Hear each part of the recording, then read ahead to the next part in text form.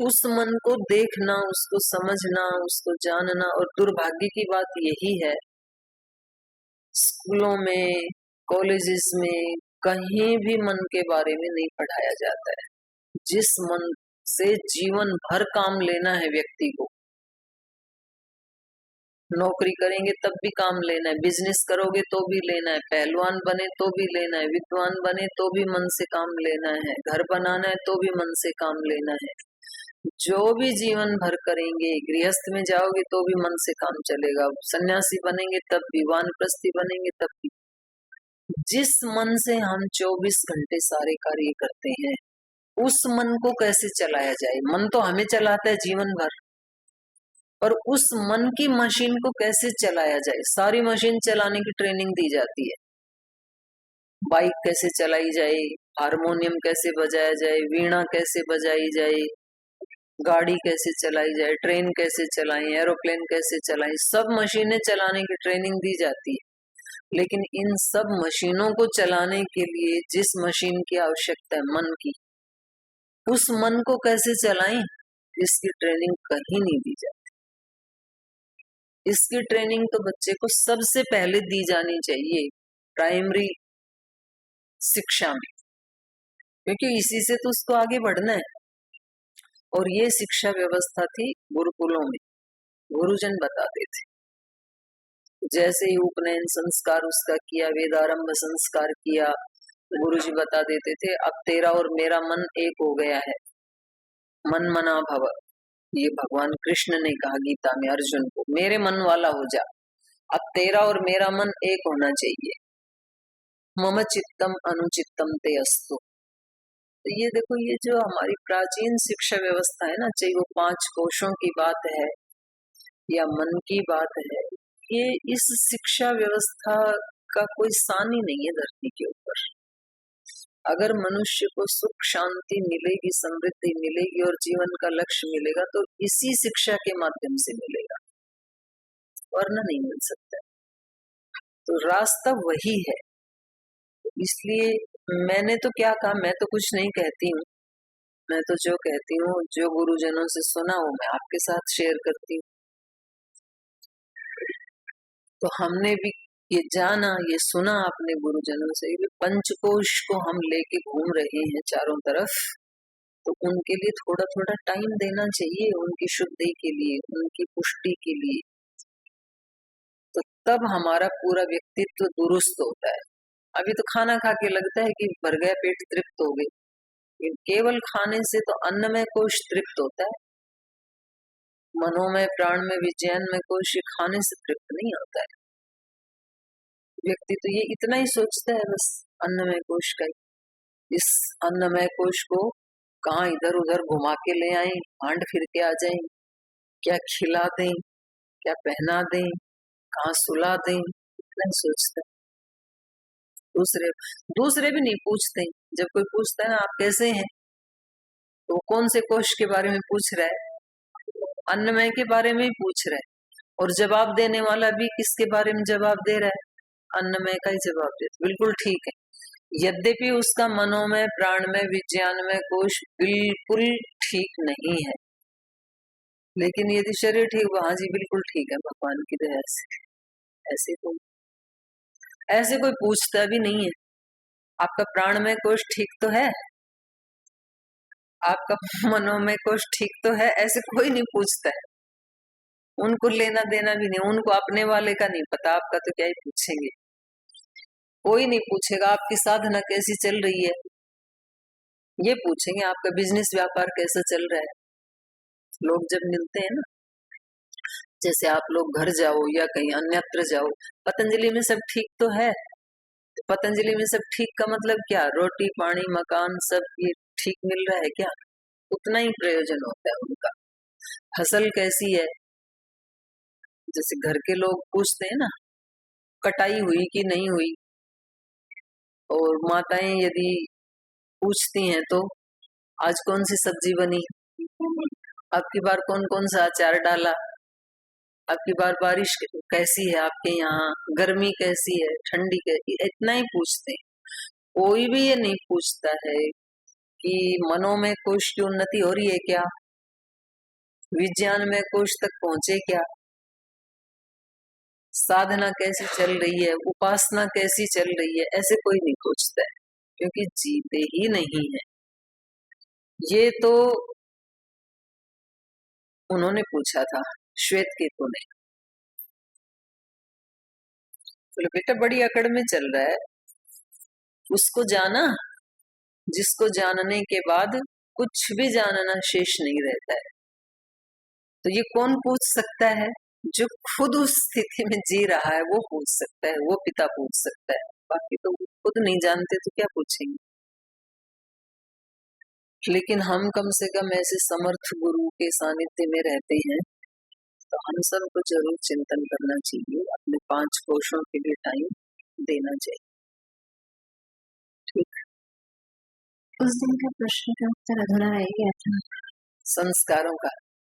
आप में से जिसको उसका आंसर मिले मुझे बता देना कृपया। हमने पढ़ा तो है, मतलब वही बताते कि आगे की जो उससे गति होती है वो अच्छी होती है, इसलिए किया जाता है, लेकिन उस आत्मा को मिले नहीं, मैंने उसमें और भी प्रश्न ऐड किया था, वही मतलब कि जो गर्भावस्था में भी तो 3 किए जाते हैं संस्कार, तो तब भी तो स्थूल शरीर नहीं है आत्मा के पास,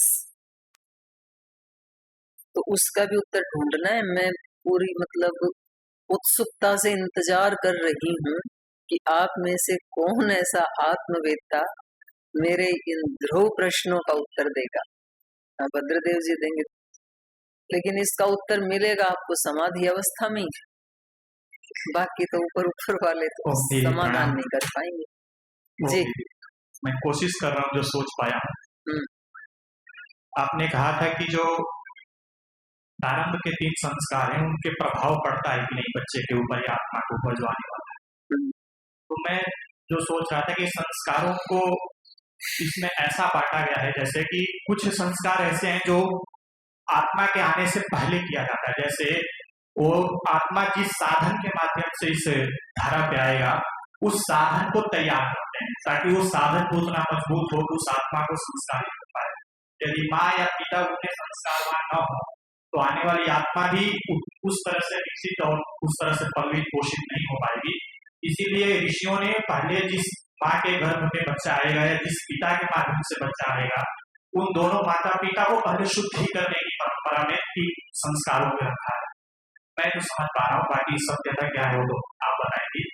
और बाकी के अंतिम के जो संस्कार की बात हो रही थी वो अंतिम थोड़ी, अभी तो आपने केवल गर्भाधान की बात की, फिर बाकी के 2 में भी ऐसे ही है कि उसमें जैसे तुम समझ में होता है कि बच्चे के अंदर विकसित होते हैं, उस समय माता क्या खाए, क्या पिए, क्या देखे, क्या सोचे, कैसे चले, कैसे बैठे, उनके सब बच्चे पे क्या प्रभाव पड़ेगा। लेकिन वो माता दीदी वो माता उस तरह से मजबूत होगी जैसे माता के चित्त प्रसन्न होंगे, तो उसके बच्चे जो उसके गर्भ में पल्वित हो रहा है वो बच्चे के चित्त नहीं, ये तो सब भाई बहन जानते ही हैं, आप जो कह रहे हो ये तो सभी जानते ही हैं। बात ये है ना कि वो संस्कार माँ के लिए किया जा रहा है कि बच्चे के लिए किया जा रहा है। मेरा जैसे नहीं, प्रश्न को आप बिल्कुल सेंटर में रखो भाई, उस आत्मा के ऊपर उस संस्कार का क्या प्रभाव पड़ रहा है।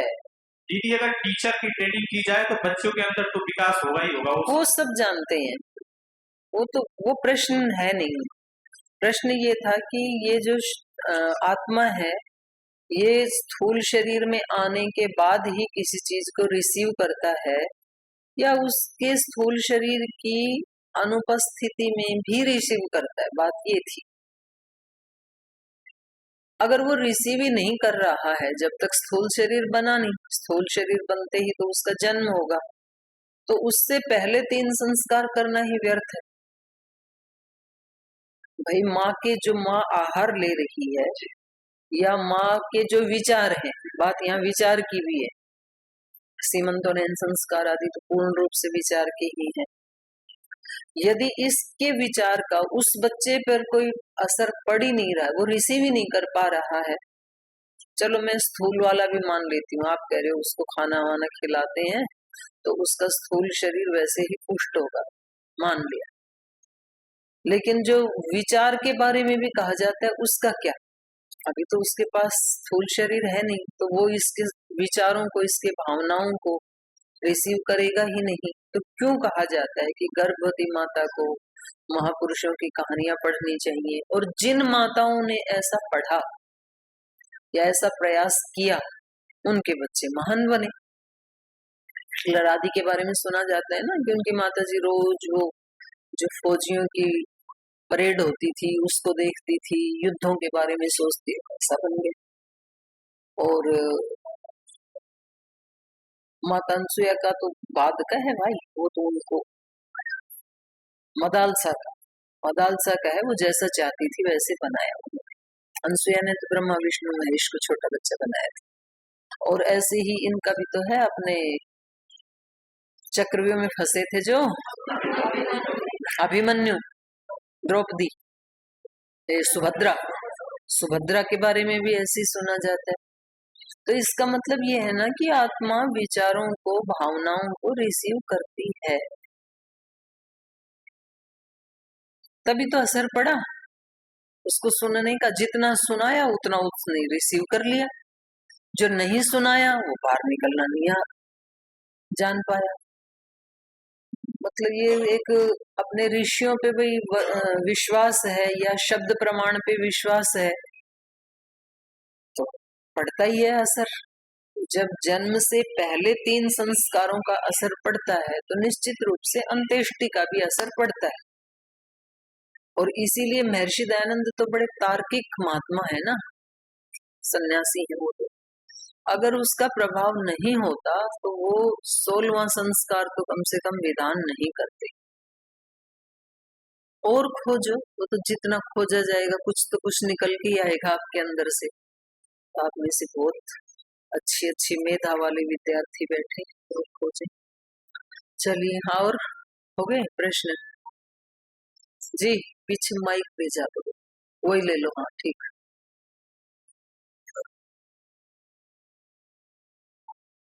जी बहन।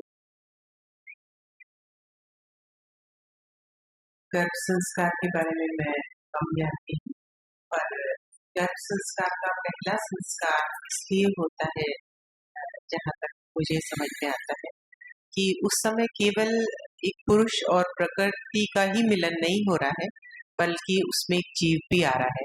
यानी यहाँ पर 3 लोग मिल रहे हैं और उसका कारण शरीर जो है वो भी उन दोनों की तलाश में है, जो उसके योग्य शरीर हो। तो इसलिए जो है वो दोनों को पवित्र किया जाता है ताकि पवित्र आत्मा उसमें प्रवेश कर सके। यही तो बताया इन्होंने, स्वामी जी ने, स्वामी भद्रदेव जी ने यही बताया। वो क्योंकि आप आज ही आई हो ना, इसलिए यहाँ एक विराट यक्ष प्रश्न उपस्थित हो गया था रामायण की कक्षा में, कि जो अंत्येष्टि संस्कार किया बाली का, तो बात ये थी कि श्री राम ने वो संस्कार किया। तो हमारा ये कहना था कि बाली कितना सौभाग्यशाली है जो श्री राम ने उनका अंत्येष्टि संस्कार किया। तो हमारी सात्वी जी का प्रश्न ये था कि वो चला गया, बाली तो मर ही गया, मरने वाला तो गया, अब क्या ही फर्क पड़ता है राम संस्कार करे कि रावण संस्कार करे, उससे क्या फर्क पड़ता है जाने वाले। तो सौभाग्यशाली तो जीता है व्यक्ति, जिंदा है तब तक तो ठीक है कि किसी महापुरुष का सानिध्य मिले, ये बड़ा सौभाग्य। मरने के बाद क्या ही फर्क पड़ता है, ये था प्रश्न। तो भाई अंत्येष्टि जो संस्कार है वो ठीक से करें तो उस जाने वाली आत्मा को, और यहाँ पर ये भी एक श्लोक आया था, श्री राम के मुख से कहलवाया है वाल्मीकि महर्षि जी ने, कि भाई उसके लिए शोक मत करो ज्यादा, क्योंकि जाने वाले के लिए जब ज्यादा शोक किया जाता है तो उस आत्मा को भी कष्ट मिलता है, उसको भी अच्छा नहीं लगता है। उसके लिए जितनी प्रे करें, शांति रखें और उसको जाते समय गुड बाय करें, आप आराम से जाओ अगली यात्रा पे, तो उसको अच्छा लगे। तो यहाँ प्रश्न ये था कि उसको कैसे पता लगेगा, उसके पास शरीर तो है नहीं। तो ये इतना लंबा, पहले से बहुत गहन चर्चा इस पे चल रही थी। और चले आगे, ठीक, चिंतन करना चाहिए, अच्छी बात है, उससे बुद्धि भी खुलती है। और एक बात और बताऊं, मतलब ये आप जो स्मरण करते हैं ना, तो उससे भी दिमाग खुलता है। ये बहुत अच्छा तरीका है, आपने मस्तिष्क को खोलने का, प्राज्ञ बनने का। जब व्यक्ति स्मरण करना छोड़ देता है तो स्मरण करने वाली जो मस्तिष्क की शक्ति है वो डेड हो जाती है। बुढ़ापा तभी शुरू होता है मनुष्य में जब वो कुछ नया सीखना बंद कर देता है। अगर लास्ट तक भी सीखता रहे, कुछ स्मरण करता रहे, तो वो व्यक्ति बूढ़ा नहीं हो सकता है। 10-15 साल तक तो व्यक्ति स्मरण करता है क्योंकि उसको परीक्षा देनी है, 20-25 साल तक। उसके बाद छोड़ देता है। जैसे ही बीए पूरा हुआ, एमए हुआ, उसके बाद कुछ याद नहीं करता। तो फिर वो जब 30-40-50 साल का हो जाता है, उसको कहें कि ये थोड़ा 8 श्लोक याद करो, उसको बिल्कुल याद नहीं होता है, ठप हो जाता है दिमाग। इसलिए कुछ ना कुछ रोज याद जरूर करना चाहिए, चाहे 1-2 श्लोक ही याद करें। अगर आप केवल सेवा करते हैं, कुछ लोग ऐसे घर में रहते हैं, हमें जी कोई कंपटीशन थोड़ी शास्त्र सुनाना है, शास्त्र स्मरण प्रतियोगिता में थोड़ी भाग लेना, हम क्यों याद करें?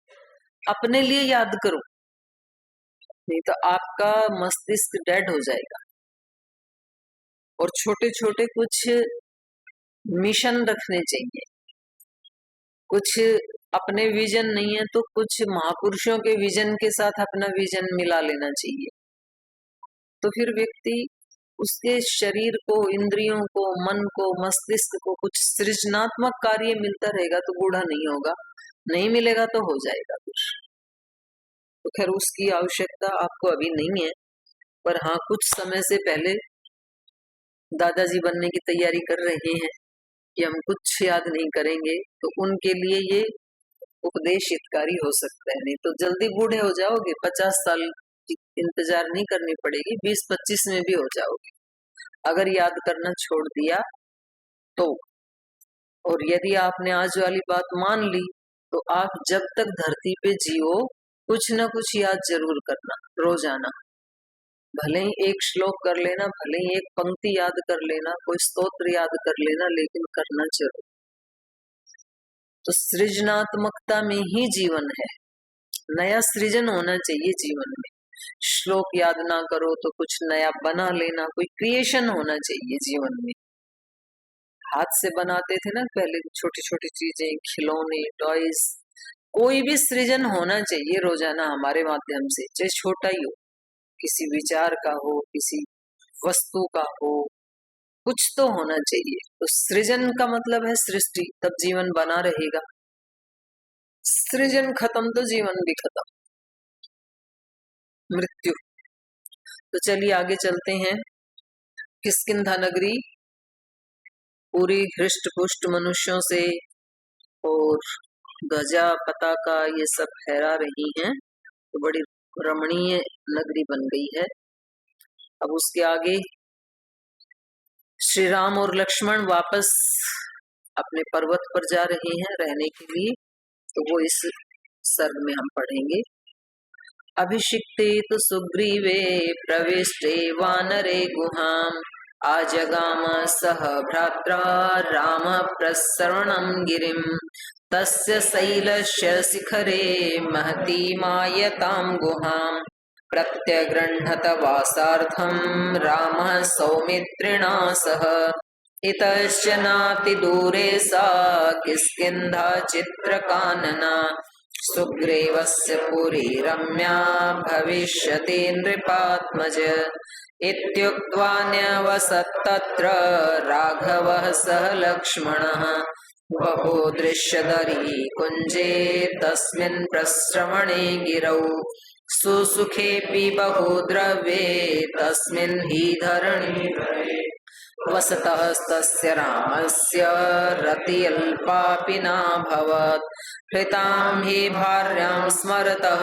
प्राणेभ्योऽपि गरीयसीम् आविवेश न तं निद्रा निशासु शयनं गतम्। सुग्रीवे अभिषिक्ते तु, सुग्रीव का अभिषेक हो जाने पर, राज्याभिषेक हो जाने पर प्रविष्टे वानरे गुहाम, और जो वानरों की गुहा थी अर्थात किष्किंधा नगरी, उसमें वो प्रवेश कर गए। सुग्रीव अपने रास्ते चले गए। इसके बाद राम श्री राम सह भ्रात्रा लक्ष्मण भाई के साथ प्रश्रवणम गिरिम आजगाम, तो ये इधर प्रश्रवण पर्वत पर अपने भाई के साथ आ गई। सुग्रीव किष्किंधा में चले गए, ये इधर प्रश्रवण पर्वत के ऊपर आ गए। तो उधर की यात्रा तो हमने पढ़ी, उनका राज्याभिषेक हुआ, युवराज का अभिषेक हुआ। अब श्री राम और लक्ष्मण का क्या हुआ, ये इधर आ गए, तो वो पढ़ रहे हैं अभी। तस्य शैलस्य शिखरे महतीं आयतां गुहां प्रत्यगृह्णत वासार्थम रामः सौमित्रेणा सह। तो वो जो उस प्रश्रवण पर्वत का जो शिखर था, तस्य शैलस्य शिखरे, उसके सबसे ऊपर वाले भाग पर, टॉप वाले भाग के ऊपर, महतीम आयतान गुहाम, एक बड़े आकार वाली एक गुहा थी। आप में से कुछ लोग तो देख के आए थे ना, कौन कौन गए थे? स्फटिक शिला पर गए थे ना वहाँ, किष्किंधा में, वही तो कह रही हूँ। अभी भी है वो गुहा, आप में से भी किसी को जाना हो तो देख सकते हो। तो वो महती एक गुहा थी, वहां पर सौमित्रेणा सह राम वासार्थम प्रत्यगृह्णत। तो सुमित्रा के पुत्र लक्ष्मण जी के साथ श्री राम ने अपने निवास के लिए उस गुफा को चुना। अच्छी बड़ी सी गुफा है, अभी भी है, तो उसका चयन किया इन्होंने कि यहाँ रहेंगे हम। इतश्च नाति दूरे सा किष्किंधा चित्रकानना। और श्री राम जी बता रहे हैं लक्ष्मण जी को, इतश्च, इस गुहा से जो किष्किंधा नगरी है वो भी दूर नहीं है। चित्रकानना, जिसमें चित्र विचित्र वन है, ऐसी जो किष्किंधा नगरी है वो भी यहाँ से दूर नहीं है। माने सुग्रीव से कोई संवाद संपर्क स्थापित करना पड़े तो हम पैदल भी जा सकते हैं, और वैसे ये पर्वत के ऊपर है, तो वहां चले गए। सुग्रीवस्य पुरी रम्या भविष्यति नृपात्मज। तो लक्ष्मण के लिए कह रहे हैं, हे राजकुमार, राजा के पुत्र, सुग्रीव की जो नगरी है चित्रकानना, जिसमें विचित्र विचित्र प्रकार के कानन हैं, वन हैं, बाग बगीचे हैं, वो और भी अभी रमणीय हो जाएगी सुग्रीव के आने से। तो ऐसी नगरी यहाँ से दूर नहीं है, वो भी समीप में ही है। इत्युक्त्वा न्यवसत तत्र राघव सह लक्ष्मण। तो ऐसा विचार करके दोनों भाई वहां रह गए उस गुहा में। बहुदृश्य दरी कुंजे तस्मिन प्रश्रवणे गिरौ। और वो जो प्रश्रवण पर्वत है वो कैसा था? बहुदृश्य, बहुत सुंदर सुंदर दृश्य थे उस पर्वत के ऊपर। बहुदृश्य दरी कुंजे, कंदराई थी बीच बीच में, और कुंज, कुंज कहते हैं कुछ झाड़ियां या लताएं आदि, उनका गुच्छ सा बन जाता है, उसको कहते हैं। तो ऐसे ऐसे पेड़ पौधे, लताएं, वो भी वहां पर पर्याप्त मात्रा में थी उस पर्वत के ऊपर। कंदराएं थी। अभी भी जैसे वो पंपा सरोवर के पास वाला जो पर्वत है, उसमें अभी भी उस पर्वत में घुस जाए यदि, तो उसमें से 2-3 घंटा यदि चलते रहे आगे आगे तो वापस नहीं आ पाओगे फिर। तो ऐसे है वो पर्वत के बीच बीच में आप चल सकते हो। वो पत्थर ऐसे ऐसे लगे, ऐसे 2 पत्थर लगे, अब इधर रास्ता है, फिर आगे गए, फिर ऐसे 2 पत्थर हैं। सीधा सीधा रास्ता तो नहीं है, टेढ़ा मेढ़ा कहीं। मतलब उस पर्वत में अगर किसी को अंडरग्राउंड होना हो तो वहां चले जाओ, कोई ढूंढ नहीं पाएगा वहां से। चले मत जाना तो मेरे ऊपर ब्लेम करो, माता जी ने बताया था। तो वो जो पर्वत है, बहु दृश्य दरी कुंजे तस्मिन प्रश्रवणे गिरौ सुसुखे भी बहु द्रव्य। यद्यपि सुख देने वाले बहुत सारे द्रव्य उस पर्वत के ऊपर हैं। तस्मिन ही धरणी धरे, निश्चित रूप से तस्मिन धरणी धरे, उस पर्वत में, उस पर्वत पर बहु द्रव्य सुसुखे अपि, बहुत सारे ऐसे द्रव्य थे, लताएं हैं, कुंज हैं, कंदराएं हैं, और फल फूल है, सब है। लेकिन तो भी तस्य रामस्य वसतः रति अल्पापि न अभवत। लेकिन वहां निवास करते हुए श्री राम को थोड़ा भी अच्छा नहीं लग रहा था उनके मन को, क्योंकि उनका मन शोक से युक्त है, इसलिए अच्छा नहीं लग रहा। तस्य रामस्य वसतः अल्पा अपि रति न अभवत् हृताम ही भार्याम स्मरतः प्राणेभ्यो अपि गरीयसीम, क्योंकि अपने प्राणों से भी प्रिय है उनकी जो पत्नी सीता उनसे अलग हो गई, तो उसको स्मरण करते हुए आविवेश न तम निद्रा निशासु शयनम गतम, रात को सोते समय उनको नींद भी नहीं आती थी, माता सीता की ही स्मृति चलती रहती थी। तो यद्यपि बहुत सुंदर स्थान है, लेकिन भाई बाहर की सुंदरता भी तभी अच्छी लगती है जब व्यक्ति का खुद का मन प्रसन्न हो। यदि अपना मन प्रसन्न नहीं है तो बाहर कितना भी सुंदर दृश्य क्यों ना हो, व्यक्ति को अच्छा नहीं लगता है। तो इसको कल विस्तार से पढ़ेंगे, आज समय हो गया, आज ही विराम लेते।